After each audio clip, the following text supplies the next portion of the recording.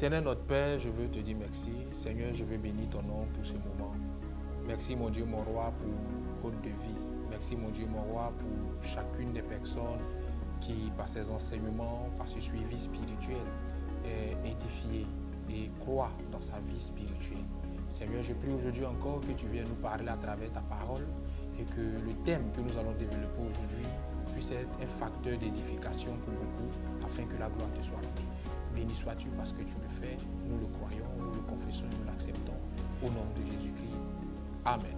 Je vous salue tous dans le nom puissant de Jésus-Christ. C'est un réel plaisir pour moi de me tenir encore une fois devant vous afin de vous parler de la part du Seigneur. Bienvenue à Côte de Vie. Aujourd'hui, selon que les différentes affiches diffusées annonçaient, nous parlerons de ton entourage. Dans la parole de Dieu, Genèse le chapitre 2 au verset 18, que nous allons lire, déclare ce qui suit. L'Éternel Dieu dit, « Il n'est pas bon que l'homme soit seul. Je lui ferai une aide semblable à lui. » Amen. Voilà donc ce que la Bible déclare. Il n'est pas bon que l'homme soit seul. Je lui ferai une aide semblable à lui. Ce passage a été généralement utilisé pour parler de la vie de couple, pour parler du foyer, pour parler du ménage. Dans des mariages, dans le cas général, on a surtout utilisé ce passage-là pour parler de la vie à deux. Mais lorsque Dieu a dit « il n'est pas bon que l'homme soit seul », il parlait certes de la vie de couple, mais il parlait aussi de l'entourage de l'homme. Parce que l'homme en général, et l'être vivant en particulier, ne peut vivre dans un environnement où il est seul, sans rien à côté de lui, sans personne avec lui. Quand nous ferons même des études, vous allez constater qu'un homme qui est seul, sans personne avec lui, va tomber dans une dépression qui ne dit pas son nom et cela risque d'être nuisible pour lui-même.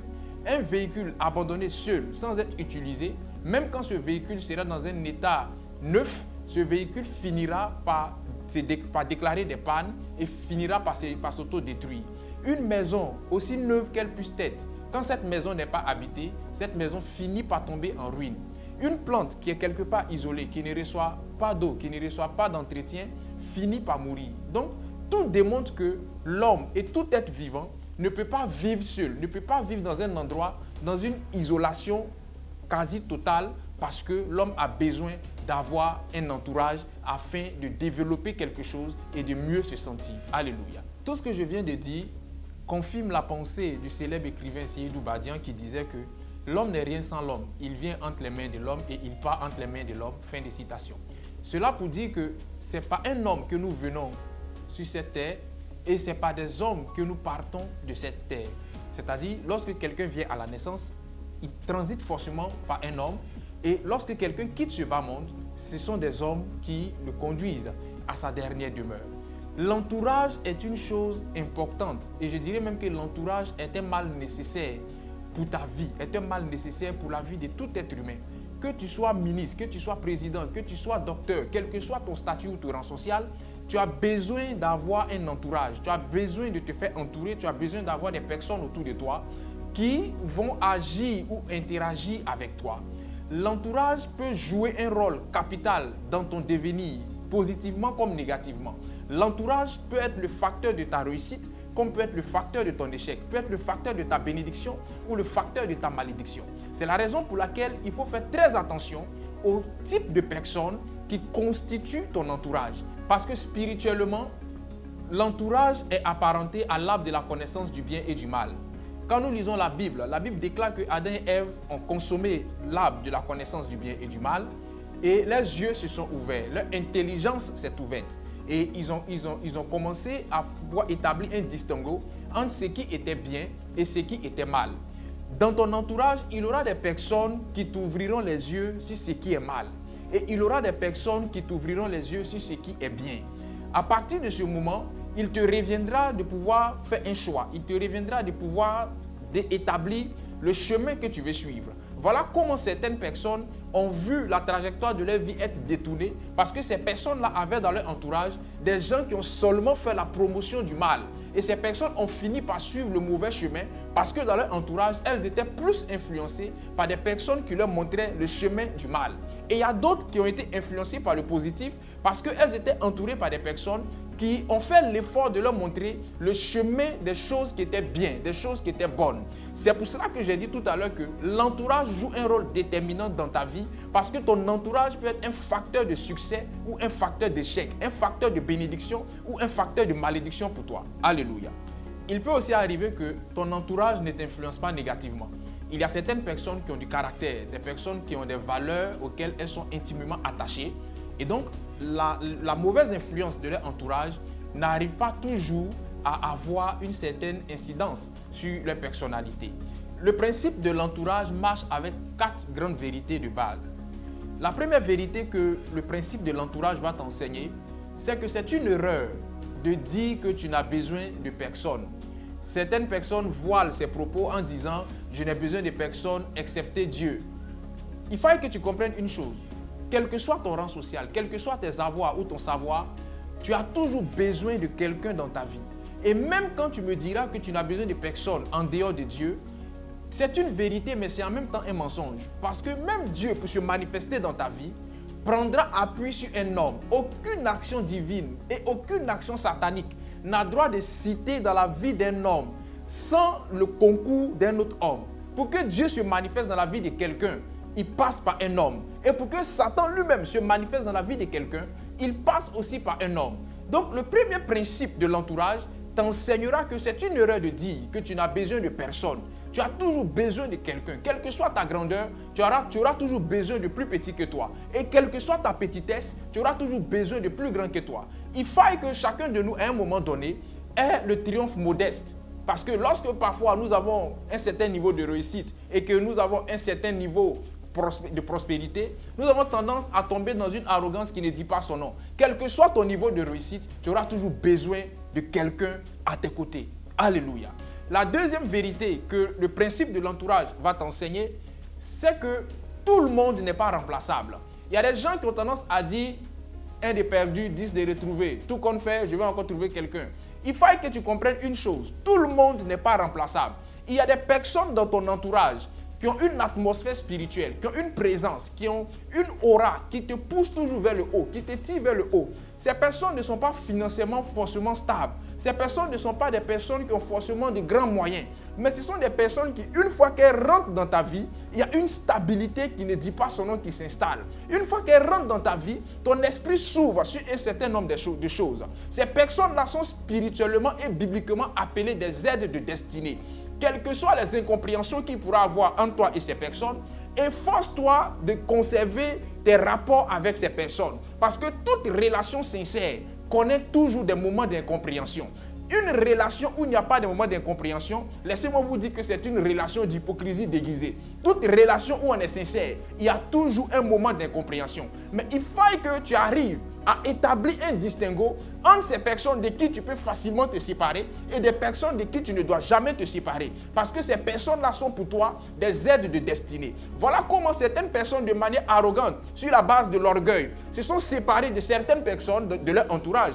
Et ces personnes-là ne se sont plus jamais retrouvées. Tu t'es séparé d'un homme, tu t'es séparé d'une femme, tu t'es séparé d'un ami ou d'une amie. Au fond de toi, tu sais que depuis que tu as coupé les ponts avec cette personne, tu n'arrives plus à te retrouver. Mais tu fais genre, tu fais comme si tout va bien. Alors que depuis que cette séparation a eu lieu, tu n'as plus jamais retrouvé ta stabilité, tu n'as plus jamais retrouvé ta motivation, tu n'as plus jamais retrouvé ta créativité. Pourquoi? Parce que cette personne que Dieu t'avait envoyée afin de pouvoir t'inspirer, te tirer vers le haut, une incompréhension qui normalement venait pour que vous puissiez mieux vous connaître, a fini par créer une séparation entre vous. Les incompréhensions dans une amitié sincère, les incompréhensions dans une relation avec son entourage, souvent ces incompréhensions-là ne viennent pas pour forcément déboucher sur la rupture. Ces incompréhensions viennent pour qu'on puisse mieux se connaître afin de mieux évoluer. Gloire à Dieu. Le troisième principe de l'entourage t'enseignera que tu dois apprendre à te fixer des limites et à fixer des limites à ton entourage. Proverbe 25, verset 17. Je lis le passage. La Bible déclare: « Mets rarement les pieds dans la maison de ton prochain, de peur qu'il ne soit rassasié de toi et qu'il ne te haïsse. » Amen. Vous savez, dans toute relation amicale, dans toute relation avec son entourage, il faut que vous soyez capable de vous fixer des limites et de fixer des limites à votre entourage. Une relation où vous ne fixez pas de limites devient une relation où l'anarchie finira par s'installer. Que ce soit sur le plan comportemental, que ce soit sur le plan financier, sur le plan matériel, il y a des limites que vous devez fixer. La Bible déclare dans le livre de Proverbes, garde-toi de mettre régulièrement les pieds chez ton ami, de peur qu'il ne soit rassasié de toi et qu'il ne te prenne en haine et qu'il ne te haïsse. Il y a des personnes qui ne savent pas se fixer des limites. Tu es chez ton ami jusqu'à 23 heures. Souvent même, tu es chez ton ami à 4 heures du matin. Tu es chez ton ami à 2 heures du matin. Tu es chez ton ami du lundi au lundi. Pendant que tu sais très bien que cet ami-là est marié. D'autres même vont jusqu'à rentrer même dans la chambre conjugale. Et souvent, le monsieur, il arrive et on trouve la camarade couchée sur le lit, ou madame, elle arrive et on trouve l'ami de monsieur qui est dans la douche de la chambre conjugale. Sous prétexte que c'est mon ami d'enfance, donc tu dois tout accepter parce que je ne veux pas que tu te mettes entre lui et moi.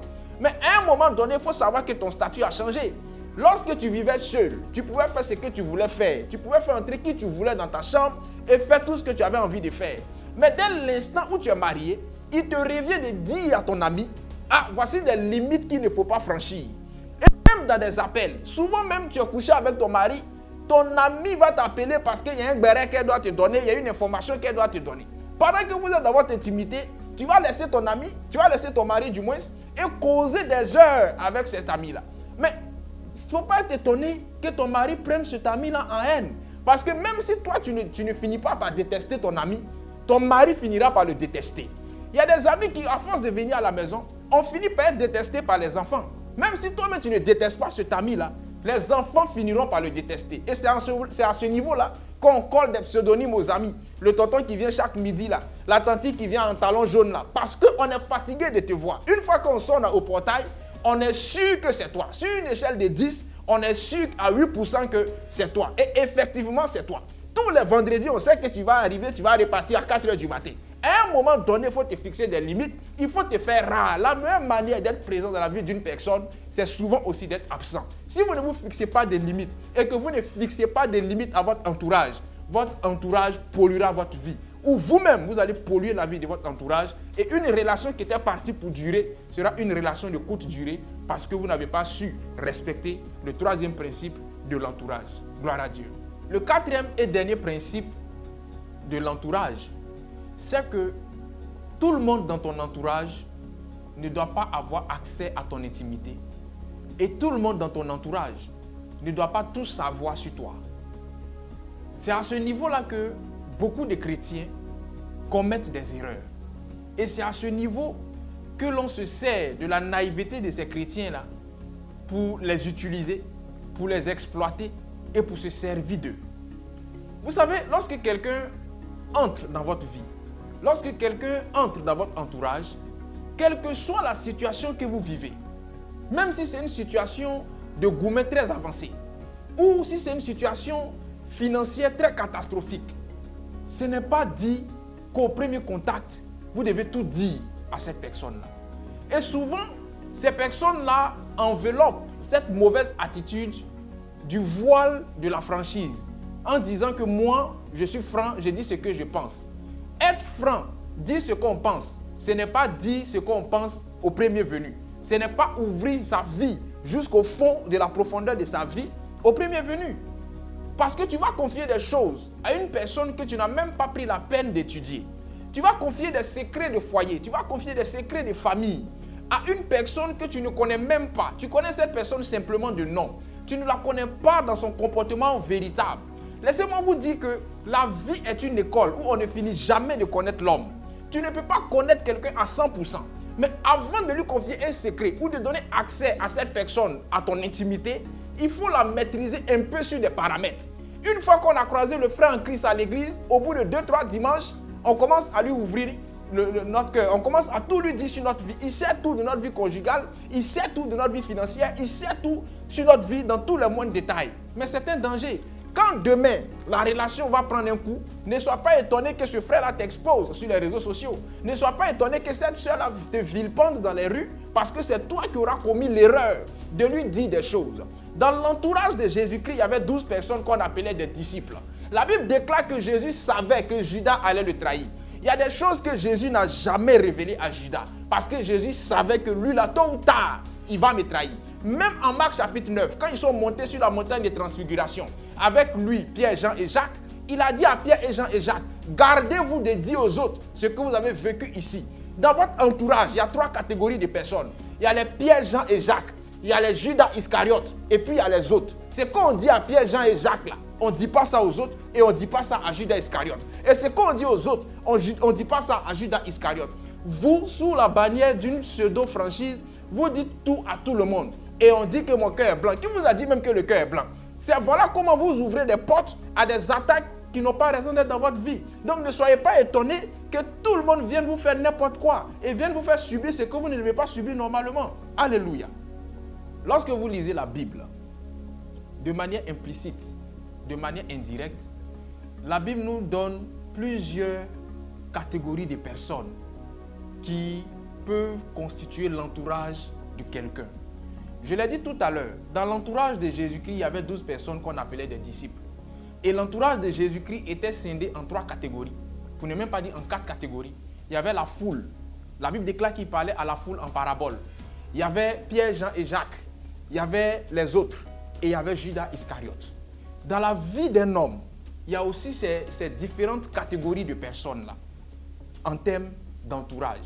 Lorsque vous lirez la Bible, la première catégorie de personnes qui caractérise l'entourage d'un homme, ce sont les serpents. Selon Genèse 3, 1 à 4. Vous pourrez lire ça chez vous. L'entourage qui est caractérisé par les serpents, c'est un entourage dangereux. Parce que, vous voyez, quand vous lirez la Bible déclare que le serpent a incité Ève à pécher. C'est le serpent qui a dit à Ève, est-ce que Dieu a réellement dit qu'on ne doit pas consommer ça là? Et c'est lui qui lui a pratiquement fait le marketing du péché. C'est lui qui lui a vendu le péché sur un plateau d'or. Laissez-moi vous dire que le diable, sous sa bannière serpent, il ne va jamais vous obliger à pécher. Mais il ne fera que vanter les mérites du péché, les mérites de cette mauvaise action, et en vous incitant à la poser. Sauf que lorsqu'il aura des conséquences, lui, il va se laver les mains et il va se mettre à l'écart.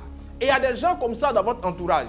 Des gens qui ont un langage double, comme la langue du serpent, et qui vous incitent à faire toutes sortes de mauvaises choses, mais qui ne sont jamais là quand il s'agit d'assumer les conséquences. Lorsque Ève a consommé le fruit, quand il était question d'assumer les conséquences, le serpent n'était pas présent. C'est quand il était question de donner les sanctions qu'il est venu. Mais quand il s'agissait d'assumer les conséquences, il n'est pas venu. Et il y a des gens qui vous diront toujours, tu peux tromper ton mari. Je connais toutes les techniques pour tromper ton mari pour qu'il ne t'attrape jamais. Il y a des gens qui connaissent toutes les procédures pour se faire avorter. Et ils vont t'enseigner ça. Il y a des gens qui vont te montrer comment escroquer ton père. Il y a des gens qui vont te montrer comment escroquer ta mère. Il y a des gens qui vont te montrer comment tu peux gérer busy et personne ne va savoir que tu gères busy.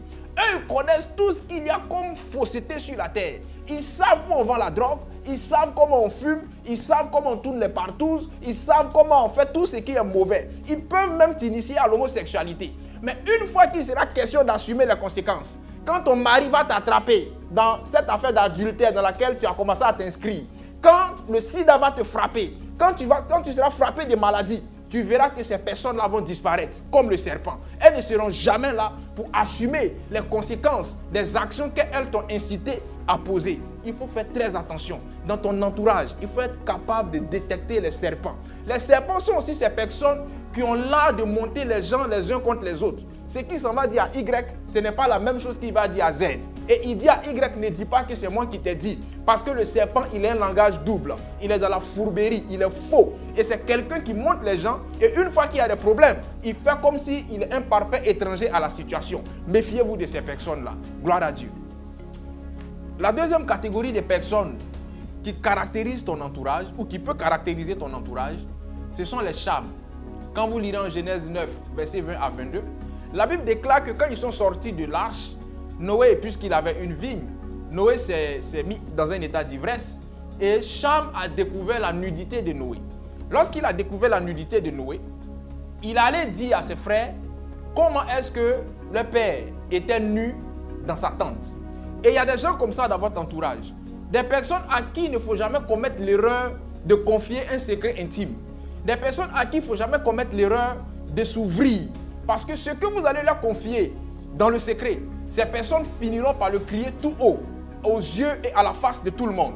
Il y a des gens qui se manifestent comme des charmes, même dans le foyer. Le monsieur, il te demande de t'ouvrir à lui. Et quand tu lui racontes ta vie, quand tu lui confies des secrets, le jour où il y a des disputes, il utilise ces secrets que tu lui as confiés là pour les balancer sur la place publique afin de te faire mal ou de te livrer en spectacle. Il y a des femmes aussi qui se comportent comme des charmes. Elles demandent à leur mari, ouvre-toi à moi, dis-moi tout. Et les problèmes que le mari leur confie, et même souvent des petites situations sexuelles que le mari a des petits soucis sexuels où il n'arrive pas vraiment à agir comme il faut, lorsqu'il y a des problèmes, elle va sortir ça sur la place publique. Des gens à qui on ne peut pas confier un secret. Le mot secret est un mot qu'il ne faut pas manifester vis-à-vis de tout le monde. Il y a des gens à qui il ne faut jamais confier vos secrets parce que ces personnes-là, tôt ou tard, finiront par les révéler à la face de tout le monde. Et c'est vous qui aurez des problèmes. Lorsqu'il s'agira de confier un secret, soyez très sélectifs. Sinon, vous aurez des regrets. Gloire à Dieu. La troisième catégorie de personnes qui caractérisera votre entourage, ce sont les Acans. Selon Josué 7, verset 1. La Bible déclare que Acan était issu d'une tribu. Et lorsque Josué était dans sa conquête, Dieu a établi des interdits que le peuple ne devait pas toucher. Et la Bible déclare que Acan a été celui-là qui a touché à un interdit. Et parce que Acan avait touché à un interdit, à cause du fait qu'il ait posé cette action, le peuple a été dans la défaite. Gloire à Dieu. Il y a des gens dans votre entourage qui vont se comporter comme Acan. C'est-à-dire que eux, ils sont là pour faire tout ce qui est politiquement incorrect. Ils sont là pour faire tout ce qui est hors la loi. C'est-à-dire que lui, vous êtes assis tranquillement. Lui, il s'en va chercher des problèmes pour vous ramener. Voici comment des gens se sont retrouvés prisonniers à cause de Acan qui était dans leur entourage. Il y a des gens qui n'ont pas forcément volé. Mais parce que ces personnes-là côtoyaient un ami qui est allé se rendre coupable de vol, on a fini par les prendre ensemble et par les coffrer tous les deux. Il y a des gens qui se sont retrouvés dans des situations compliquées de la vie, difficiles, à cause de certains amis qui étaient toujours dans des faux trucs. Donc faites très attention à cette catégorie de personnes. Les Acans, ce sont des gens qui aiment toucher à tout ce qui est interdit. Lui, c'est ce qu'on dit qu'il ne faut pas faire là. C'est ça que lui il veut faire. Parce qu'il s'est dit que je vais faire pour voir il y a quoi là-dedans. Ce sont des rebelles de nature, ce sont des désorientés de nature. Faites très attention à eux, sinon ils risquent de polluer votre vie et cela ne sera pas à votre avantage. La quatrième catégorie de personnes qui constituent ou qui peut constituer votre entourage, selon la Bible, ce sont les Sambala et les Tobija. Quand vous lirez en Néhémie, la Bible parle de Sambala et de Tobija dans Néhémie 2. Dans Néhémie 2, Sambala et Tobija se sont révélés comme des décourageurs quand il était question de rebâtir la muraille de Jérusalem. Et il y a des gens comme ça dans votre entourage qui ne vous encourageront jamais, qui ne vous pousseront jamais vers le haut, qui ne vous diront jamais « je crois que tu peux le faire, vas-y ». Ces personnes-là seront toujours là pour vous décourager. Quand il sera question de faire un investissement, ces personnes vous diront toujours que ça ne va pas marcher. Quand il sera question de passer un concours, ces personnes vous diront toujours que mon cher, tout le monde a déjà échoué un concours, si tu n'es pas à même de le passer, garde-toi de passer ce concours-là. Quand il sera question même de t'engager dans une relation, ces personnes seront toujours là pour te décourager. Les Sambala et les Tobija, c'est des personnes qui voient toujours le verre à moitié vide plutôt que de le voir à moitié plein. C'est des personnes qui voient plus la difficulté au lieu de voir l'opportunité. C'est des personnes qui croient plus au manque plutôt que de croire au potentiel. Et c'est des personnes qui te découragent toujours. Lorsque tu as ces personnes-là dans ton entourage et que tu as le malheur de beaucoup les écouter, tu ne vas jamais poser d'action, tu ne vas jamais agir parce que ces personnes-là viennent toujours pour décourager tes actions. Vous savez, dans la vie, il y a un problème majeur. Le problème majeur dans la vie, c'est de réfléchir sans agir ou c'est de trop agir sans réfléchir. Donc, à un moment donné, il faut savoir avec qui tu marches. Les Sambala vont toujours t'emmener à réfléchir sans agir. Si tu es avec ces personnes-là, commence à te séparer de ces personnes parce qu'elles ne vont jamais croire en toi, elles ne vont jamais te motiver à prendre des risques. La vie est faite de risques. À un moment, il faut prendre des risques pour avoir ce que tu veux avoir selon la volonté du Seigneur. Alléluia. À la suite des Sambala et des Tobija, on a les Jonathan. 1 Samuel 18, 1 à 3. La Bible déclare que Jonathan vit David. Son âme s'attacha à l'âme de David et il aima David comme son frère. Les Jonathan, ce sont des amis sincères. Les Jonathan, ce sont des personnes qui vous prennent comme leurs frères de sang. Ce sont ces frères que vos mères n'ont pas pu vous donner. Ce sont ces sœurs que vos pères n'ont pas pu vous donner. Les Jonathan, ce sont des personnes qui peuvent même se montrer plus sincères que vos parents biologiques. Ce sont des personnes qui sont capables de faire des sacrifices que vos parents n'ont pas été capables de faire pour vous. Quand vous lisez la parole de Dieu, Jonathan a été capable de prendre des risques énormes pour David parce qu'il aimait David d'un cœur sincère et il était un ami sincère et loyal pour David. Aujourd'hui, les Jonathan sont rares en amitié parce que tout le monde veut agir selon un intérêt. L'amitié aujourd'hui est motivée et guidée par des intérêts. Mais toujours est-il qu'il existe encore des personnes rares qui ont ce sens de la loyauté, qui ont ce sens de l'amitié sincère et qui sont prêtes à aller au charbon pour leurs amis. Les Jonathan, c'est des personnes qui, même quand tu as un problème, ce problème-là devient leur problème. C'est des personnes qui sont capables d'aller dormir à ton chevet lorsque tu es à l'hôpital. C'est des personnes qui sont capables de se lamenter avec toi lorsque tu es dans une situation d'inquiétude. C'est des personnes qui sont capables de mettre de côté leurs acquis afin de pouvoir se battre avec toi pour que tu aies aussi pour toi. Ce sont des amis sincères et loyaux qu'il faut avoir dans son entourage parce que c'est des personnes rares. Gloire à Dieu. À la suite de Jonathan, nous avons dans notre entourage les fils prodigues. Les fils prodigues, ce sont ces personnes-là, selon Luc chapitre 15, ce sont ces personnes-là qui viennent dans votre entourage pour un intérêt. La Bible déclare que le fils prodigue a dit à son papa, « Donne-moi ma part d'héritage, je vais m'en aller. » Et la Bible déclare quand il est parti, il a mené vie joyeuse. Il a dilapidé les biens qu'il avait. Et quand il a fini de dilapider les biens, quand l'épreuve a commencé à frapper à sa porte, il s'est vu dans l'obligation de revenir vers son père. Il n'est pas revenu vers son père parce que son père lui manquait trop. Il est revenu vers son père parce qu'il n'avait plus rien. Il ne savait plus où donner de la tête. Et il y a des gens comme ça dans votre entourage qui se comportent comme des fils prodigues. Quand vous voyez leur numéro apparaître sur votre écran, c'est que c'est pour vous demander un service. Quand vous voyez leur SMS, c'est que c'est pour vous dire qu'ils ont besoin que tu veux leur venir en aide. Mais une fois que cette aide-là leur est donnée, une fois que ce service-là leur est rendu, ces personnes-là disparaissent. Et c'est à la prochaine saison des pluies que vous allez encore les voir parce qu'elles auront encore besoin de vous. Des personnes qui sont toujours à vos côtés seulement que lorsque la situation l'exige.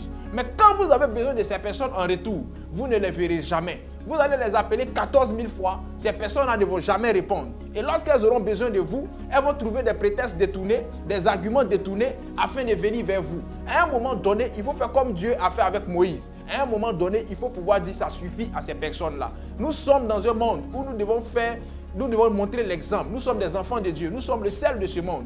Mais il ne faut pas laisser des gens profiter indéfiniment de vous. L'amitié et l'entourage doivent être une chose sincère, motivée par la sincérité et non par un intérêt machiavélique. Alléluia. La 7e catégorie de personnes qui peut caractériser votre entourage, ce sont les Judas Iscariotes, selon Marc 3, verset 19. Ce que je vais dire va peut-être choquer quelqu'un, mais dans votre entourage, assurez-vous qu'il y ait un Judas Iscariote. Je reprends. Dans votre entourage, assurez-vous qu'il y ait un Judas Iscariote. Et même quand il arrive que vous détectez par inadvertance qu'il y a un Judas Iscariote dans votre entourage que vous n'avez pas sélectionné, ne vous pressez pas de l'enlever de votre entourage. Gardez-le dans votre entourage parce qu'il a un rôle très important à jouer à vos côtés. Vous savez, si Jésus-Christ était seulement entouré de 11 personnes loyales, il n'allait jamais mourir à la croix. Parce que ces 11 personnes, à cause de leur loyauté, n'allaient jamais pouvoir livrer Jésus-Christ pour qu'il soit crucifié. Or, sa mission de vie était qu'il meure à la croix par la crucifixion. Si vous avez dans votre entourage des gens qui sont, comme on pourra le dire, qui sont prêts pour vous jusqu'à demain matin, il y a des choses auxquelles vous n'aurez jamais droit. Si vous avez dans votre entourage des gens qui vous aiment tellement au point de ne pas pouvoir vous dire la vérité, il y a des choses que vous n'aurez jamais. Judas Iscariote, dans l'entourage, c'est un traître de nature. Et puisqu'il a la traîtrise dans le sang, c'est quelqu'un qui sera capable de vous dire des choses qui vont vous blesser, mais qui seront aussi souvent la vérité. Et puisqu'il a la traîtrise dans le sang, c'est lui-là qui sera capable de vous faire les coups les plus bizarres qui vont vous conduire à la gloire. Il y a certaines choses dans la vie d'un homme qui ne peuvent pas arriver sans trahison. Il y a certaines leçons de vie, il y a certaines maturités de vie, il y a certaines expériences de vie que tu ne pouvais pas avoir si on ne t'avait pas trahi hier. C'est parce qu'on t'a trahi hier que tu as compris que ça là, je ne dois plus faire. Mais si tu te fais entourer seulement que de personnes qui ne peuvent pas te trahir, tu vas apprendre quoi dans ta vie? Donc, à un moment, Il faut qu'il y ait des Judas dans ton entourage, des gens qui vont te faire des coups, qui vont t'enseigner des choses dans la vie et qui vont t'emmener à aller de l'avant. Même dans la vie de Joseph, il y avait des Judas. Les frères de Joseph, c'était des Judas. Et ce sont eux qui ont fait que Joseph est devenu premier ministre. Si Joseph est devenu premier ministre en Égypte, c'est grâce à ses frères. Parce qu'il lui fallut que ses frères le vendent pour qu'il soit en Égypte et qu'il devienne premier ministre plus tard. Il y a des gens dans votre entourage qui sont là pour vous faire mal. Mais le mal qu'ils sont en train de vous faire, le Seigneur s'arrangera pour le transformer en très bien. Alléluia. Le dernier type de personne qui peut faire partie de votre entourage, ce sont les Joseph d'Arimathée. Matthieu 27, 57 à 60. Les Joseph d'Arimathée, ce sont des personnes qui ne sont pas très connues. Et pourtant qui font beaucoup. Même ce nom, quand je viens de le dire, beaucoup même n'ont jamais entendu parler de ce personnage. Et pourtant, à un certain passage de la Bible l'appelle le 13e apôtre, le 13e disciple de Jésus-Christ. Joseph d'Arimathée, c'est quelqu'un qui marchait avec Jésus, mais qui n'apparaissait pas à tout moment. Vous savez, dans votre entourage, il y a des gens qui ne devront pas apparaître à tout moment. Il y a des gens que vous allez connaître dans votre entourage, que tout le monde ne doit pas savoir que vous connaissez ces personnes-là. Il y a des gens qui se comportent comme des enfants qui n'ont jamais eu de cadeaux pour la Noël. Et une fois qu'on leur donne un petit présent, se pressent de le présenter à tout le voisinage. Il y a des gens qui ne peuvent jamais rentrer dans la présence d'un Joseph d'Arimathée sans faire de photos et balancer sur les réseaux sociaux. Mon frère, tu as quel problème? Les Joseph d'Arimathée, c'est des personnes qui sont nantis, c'est des personnes qui sont dotées d'un certain potentiel financier, matériel ou spirituel. C'est des personnes rares, c'est des personnes d'influence. Joseph d'Arimathée, c'était un homme influent. La Bible déclare que quand Jésus-Christ était à la croix, c'est Joseph d'Arimathée qui allait enlever Jésus-Christ à la croix. Et même quand vous lisez la Bible, la tombe dans laquelle on a enterré Jésus-Christ, c'était la tombe de Joseph d'Arimathée. Joseph d'Arimathée est ce homme-là qui a prêté sa tombe à Jésus pour 3 jours. Parce que Jésus a dit le 3e jour, je vais ressusciter. Les Joseph d'Arimathée, c'est des personnes qui sont capables de vous sortir des situations les plus terribles et les plus catastrophiques. Dans votre répertoire téléphonique, ayez des numéros et ayez des contacts. Les contacts, ce sont les Joseph d'Arimathée. Ce sont des personnes, une fois que vous les appelez, c'est que la situation est situation. Et c'est que la situation-là, elle va sortir, elle va connaître une résolution. Parce que les Joseph d'Arimathée, c'est des hommes efficaces. C'est des personnes qui agissent et qui ont les contacts pour décanter toutes sortes de situations. Ce sont des aides de destinée que le Seigneur vous envoie, que vous ne devez pas afficher n'importe comment. Mais vous ne devez pas aussi être avec les Joseph d'Arimathée seulement dans un souci intéressé. Vous devez pouvoir leur faire du bien. Et ces personnes aussi doivent pouvoir vous faire du bien. Toute relation doit respecter le principe de la réciprocité. Il ne faut pas être avec un Joseph d'Arimathée et c'est toi seul qui profites de lui. Les Joseph d'Arimathée, on ne leur fait pas rappelle-moi. Les Joseph d'Arimathée, on ne leur fait pas recharge-moi. Les Joseph d'Arimathée, on les appelle. On ne leur rend pas visite tous les jours. On leur rend visite une fois dans le mois ou 2 fois dans le mois ou une fois même dans l'année. Mais on reste toujours à leur côté quand ces personnes ont besoin de nous. Parce qu'une fois qu'on aura besoin de ces personnes-là vont rappliquer. Les Joseph d'Arimathée, ce sont des autorités spirituelles. Ce sont des autorités financières. Ce sont des autorités matérielles. Ce sont des personnes que Dieu met à vos côtés afin de vous aider à accéder à quelque chose selon la mesure de sa volonté. Que Dieu vous aide à avoir dans votre entourage les bonnes personnes. Que Dieu vous aide à avoir dans votre entourage ces personnes par lesquelles il pourra passer d'une manière comme d'une autre afin de vous faire rentrer dans votre destinée prophétique. Que le Seigneur vous bénisse et que sa grâce soit sur vous. Excellent mois d'août à vous. Shalom chez vous.